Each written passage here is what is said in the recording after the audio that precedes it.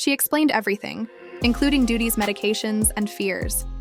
She claimed that he was worried that she would expose him for the odd arrangements. Wendy leaned in once again, and I played the interview repeatedly to ensure that everyone heard it since the truth was too hefty to let go of. She recounted similar experiences she had heard from other attendees, both men and women, who had attended Duty's parties and returned shaken. They weren't merely told what to do, what to wear, and who to touch. Which room should I enter? As the court indictment now reveals, Wendy testified that she had directly spoken with 3 people who recounted using IV bags to recover from the party. They stated that there were medical aids on standby. This was organized depravity, not socializing. She presented a list of pseudonyms of those who had testified in private to her, and the court was astounded to see how each of these incidents matched the exact patterns. As recounted by Cassie Ventura Gandil and other court witnesses, Wendy ultimately made a statement that shocked everyone: baby oil. I stated it on live as a joke, but it wasn't funny. They actually discovered over 1,000 bottles, just like she sat back in the chair calmly and looked at Duty all these years later. And now that we're finally here, it's not rumors, it's proof. I continued. You know why I knew? Because people told me, and I was the only one willing to say it. Wendy Williams turned her attention to someone else she had been defending for years, Cassie Ventura, as the courtroom became more quiet. I remarked so at the time, and she said, "Your eyes never left the jury. You were all enthralled by the diamonds and the music, films of the red carpets, but I noticed an unbalanced girl who looked afraid, and I mentioned on the broadcast that something about that relationship wasn't right." Wendy stated in court that she had attempted to alert her audience to the compulsive behavior as early as 2008. Duty supposedly had influence over Cassie when she was 19 and he was approaching 40. This is leverage, not love. Wendy described how the private security industry's influence and the mogul's lifestyle made it practically impossible for Cassie to escape. Then, and I'll say it now, she required a bodyguard more than a boyfriend. She brought out a video from her show from years ago in which Cassie looked down during an interview and winced as Danny raised his voice in front of the court. It was referred to as nerves. I referred to it as trauma, but no one paid attention. The prosecution then introduced a timeline of Wendy's broadcasts that matched Cassie's legal assertions. I was informed that Daisy had access to her phones. He would unexpectedly arrive at hotels and ask workers to unlock her doors. She hesitated, and when I said that out, my show's sponsors abruptly ended it. Wendy then brought up an event from 2018 in which Cassie allegedly broke up with him. In her testimony, Wendy said, "People don't understand when a mogul wants control. They don't need permission. They make the world rearrange itself for them." This was not the first time that he had reportedly forced his way into her home.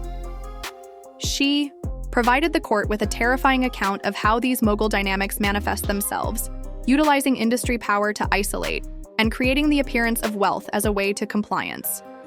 He owned Cassie, not just loved her, and she became deadly after breaking the chain. Wendy concluded this section of her testimony by stating, "I saw the sign in that litigation, I publicly stated it, and now you don't get to talk about men like Dylan and walk away clean. I knew that, but I didn't." At last, being heard, but at what cost? Wendy adjusted her microphone once more, and her voice slowed but didn't shake. Realize how deep that would go until it happened. She stated in her testimony that in 2004, when she was at the height of her radio popularity, a record label executive told her to stop discussing Puff, or otherwise. The very next week, Wendy was ejected from her afternoon time slot. They didn't even pretend it wasn't about him. She claimed it was punishment. Despite this, she didn't bat an eye. Wendy revealed that she had heard from several others that Diddy had strategically called radio networks, promoters, and label chiefs to advise them to keep their distance from Wendy. She remembered one program director telling her simply, "You went too far. You poked the wrong." She talked about how the girl group Total nearly attacked her in front of her own studio after she summoned them, washed up and broke on air, and you thought they had just arrived. They received a random number. Wendy described the incident in great detail, with fans packed against the radio station entrance glass, her then-boyfriend waiting in a car, and her intern in a panic. It wasn't just a clash that was a message. "We could deliver to you." She went on to explain how she was asked not to attend bet events, was refused media passes and lost an advertising deal. All of this was orchestrated. Diddy didn't merely want to stop me, he wanted to destroy me. She exposed, per client instruction, we will no longer be booking talent on Wendy Williams' show. One of the printed emails from the public relations firms that were representing Bad Boy at the time said, separating themselves from her platform. Wendy held up the page and stated, "That client shook Holmes." She noted that I wasn't the only person to be blackballed, but I was one of the few who spoke out about it. She then turned to the jury once more. "Does speaking cost you your microphone? Money and name?" I didn't fold. Instead, I spoke through the stillness, and now I'm here. After sitting motionless for a while, Wendy described an almost unreal scene in retrospect. She started using quotes from her own experience that weren't shade, but rather truth. And for doing so, she was roasted at the stake. She described how, in the early 2000s, there was a silent but unquestionable attempt to shame people who doubt particular stars in order to preserve them. Even in those days, we knew what not to say if we wanted to keep our jobs. But I still said it when she mentioned her 2004 novel, The Wendy Williams Encounter, which was replete with hidden warnings and coded allusions to Diddy, Jay-Z, and their After Dark ways it was once referred to as rumor, but the government now calls it proof. Next, Wendy described an interview from 2009. She spoke with Mark Curry, a former bad boy who had recently published Dancing with the Devil, which he dubbed Dodie the Shadow That Ruins People. I agreed, but all of a sudden, the interview vanished from the radio station's records. She informed the court that whenever she attempted to highlight someone who was critical of the industry's boss, Gene Deal Jaguar Wright, she had pushback emails, threats, and even FCC complaints. They attempted to silence her using any means possible, and then she revealed something that attracted the attention of the court. A list of persons you couldn't discuss that wasn't written down, but was known by everyone in the field, and when I breached that rule, I paid. She clarified that she was advised off the record to back off by executives who said that I would ruin everything for them, and that hot subject portions were continuously being highlighted for review. Talent representatives were also threatening show producers.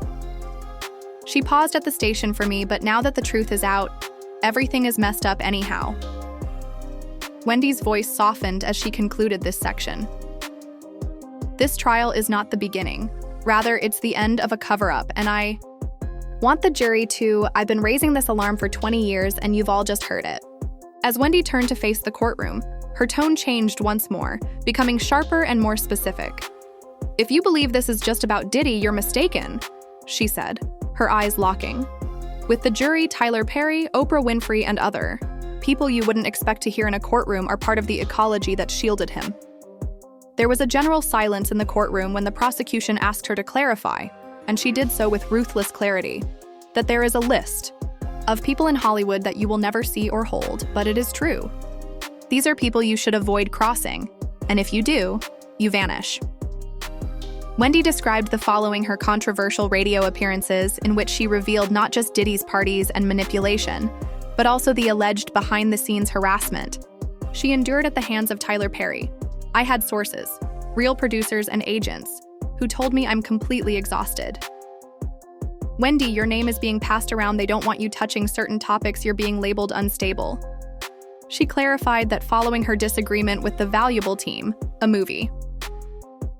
When the business crumbled, I went from being invited to premieres to being removed from the guest list. One executive told me, "Oprah's people don't want you near her anymore." Perry and Oprah were both highly involved in her access. That's power. And that power was utilized to keep individuals safe, like Diddy, before a terrifying tale emerged. Wendy testified that she once privately told Oprah about the violence and trauma she had experienced in the past. Me. The next thing I knew, my abuser was on her show, being interviewed while I was being blackballed. She went on to say, "That wasn't just betrayal, that was retaliation the jury looked at." She respected me enough to never take advantage of that narrative. Stunned when Wendy exposed herself, they grinned with him, took pictures, and stood by him while the rest of us were being scolded for speaking up. I can understand why, since they needed him for deals and to achieve silence. Disclosed that a PR agency that handled crisis communication for Perry's studio and a business connected to the bad boy had sent her an email by mistake. The subject line said, "Managing Optics Wendy Puff Tyler," but that was all that was written. All she required. The courtroom was already tense with every moment as Wendy looked straight ahead. These aren't just solitary stars, they're a machine that feeds on stillness and destroys everyone who dares pull the curtain back. Word Wendy delivered, then came a moment that prosecutors later labeled a turning point. Wendy took out a thick file folder and explained that by tapping the cover, it contained a number of internal memos and NDAA email threads that were never intended to be there. To see the light of day, she explained that she got them from industry friends who had long since quit the game because they were sick of seeing the truth labeled as gossip and sick of seeing women go missing. Wendy started reading from a 2007 NDA. The name was redacted, and the language was ominous. The subject promises not to share any recordings of private meetings or conversations with Shaycom's visitors or colleagues.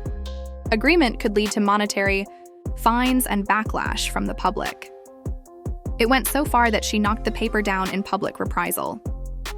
She then read an internal email from a chain of upscale hotels that said, "We have prepared that the presidential suite has all the luxuries that guests have requested, such as extra linens, candlelight, and privacy measures." The date on the email, 2015, stated that Mr. Combs' assistant will arrive for setup before guests could enter. Casey was still with, "Did you believe that this was only a celebrity party?" Wendy asked for the number. This system was planned, funded, scheduled, and cleaned up. Later, she disclosed that she had proof of payments made to talent managers and publicists. Bloggers to oversee the story. Prosecutors showed the jury a picture after one email told the writer to steer clear of any mention of recent rumors and instead promote an article about Diddy's charitable endeavors. Diddy, at a 2019 gala, Tyler. Perry and a media strategist renowned for her crisis sweep services stood together and grinned. Wendy grinned as others were being ruined for not speaking up, and ladies were being bribed to keep quiet. The jurors remained silent as she signed, telling the court that she had also been offered an NDA. They wanted to silence me, saying that, if I agreed to move on from the themes I was covering, I might have a syndicated television deal. I said no, and I paid the price. Wendy concluded the silence they bought cost others their freedom, their peace, their truth. And now it's all unraveling one day at a time. As Wendy Williams reached the final portion of her testimony, she didn't break, she didn't cry, she simply sat, with the weight of 2 decades of warning the world and being ignored. "You see Diddy on trial," she said, her voice calm and controlled. "But I see something much bigger. This isn't just about what he did, it's about who permitted him to do so." She motioned to the defensive table. "You see one man, but behind him lies a history of quiet. A tower constructed on terror, on NDAs, on power plays and party invitations, and following billion-dollar handshakes." She addressed the jury directly, reminding them that although Dottie was the one who charged others, Jay-Z, Perry, and Oprah were the ones who were labeled the. The handlers shook his hand, received his checks, and made sure that anyone who asked questions was shoved out the door after. They had sat quietly for years, some even witnessing the torture personally.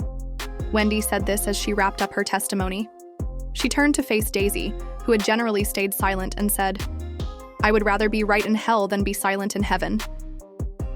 Her voice, which made her radio show renowned, was raw and unfiltered. "I was called bitter and insane, but I was right. Through her evidence, you remained stoic and believed that your power was sufficient. However, now that you are sitting where the truth has finally caught up to you, I hope it is loud. Before you step down," Wendy turned back to the gallery for this trial. "Is not the conclusion. It's the start of. At last, people are naming this our walls.